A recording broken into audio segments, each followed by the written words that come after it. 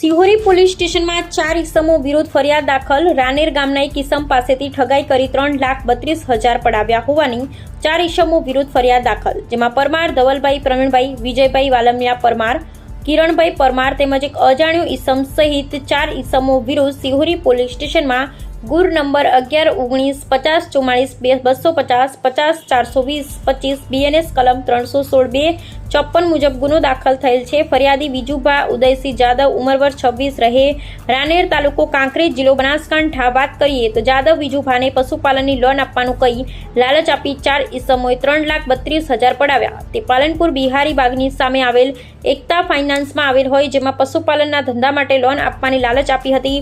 Subsidy સાથે loan આપતા હોવાનું જણાવેલ। ત્યારે તારીખ 10/6/2025 રોજ કિરણસિંહ તેમજ વિજુભા બંને જણા ગયેલા અને આ બાબતે એક વાત કરેલી, જેથી ત્યાં હાજર પરમાર ધવલભાઈ, પ્રવીણભાઈને મળેલ અને અમોએ તેમને લોન બાબતે વાત કરેલ અને તેમણે અમારી પાસે લોન બાબતે જરૂરી ડોક્યુમેન્ટ મંગાવેલ, જેથી અમો બંને જણા અમારા ઘેર આવી ત્યાંથી મંગાવેલા ડોક્યુમેન્ટ તૈયાર કરેલ અને લઈને આવેલ। ત્યારબાદ તેઓએ મંગાવેલ ડોક્યુમેન્ટ લઈ ઓફિસ જઈ આપી આવેલ। ત્યારબાદ ધવલભાઈ અમોને વાત કરેલ કે તમારે ગાંધીનગરથી ચકાસણી માટે ફોન આવશે।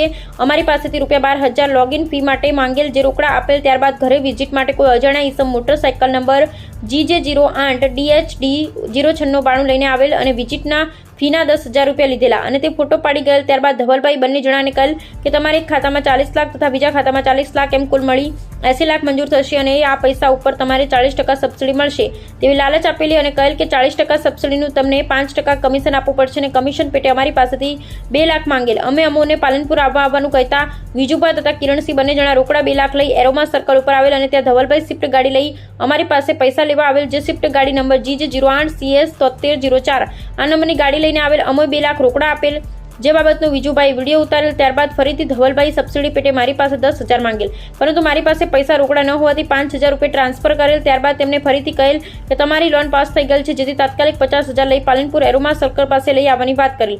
વિજુભા તેમજ કિરણસિંહ બંને જણા પૈસા લઈ તારીખ 10/5/2025 રોજ પાલનપુર એરોમા સર્કલ ગયેલ। ત્યાં ધવલભાઈ ગાડી નંબર GJ08 DJ 3059 લઈને આવેલ અને ત્યારે 50,000 આપ્યા। ત્યારબાદ ફરીથી વિજયભાઈ વાલમિયાએ તેમના ઉપર ફોન કરેલ કે તમારી લોન એપ્લાય થઈ ગયેલ છે, જેથી તમારે આ લોન ઉપર ઇન્સ્યોરન્સ લેવો પડશે, જેના ₹55,000 આપવા પડશે, જેથી અમે ₹40,000 ની સગવડ તથા કિરણસિંહ અને વિજુભા બંને જણા પાલનપુર ગયેલ।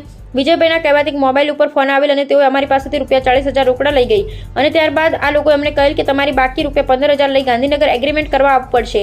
તેથી વિજુભા તથા કિરણસિંહ બંને જણા તારીખ 2/6/2025 રોજ ગાંધીનગર ખાતે ગયેલ।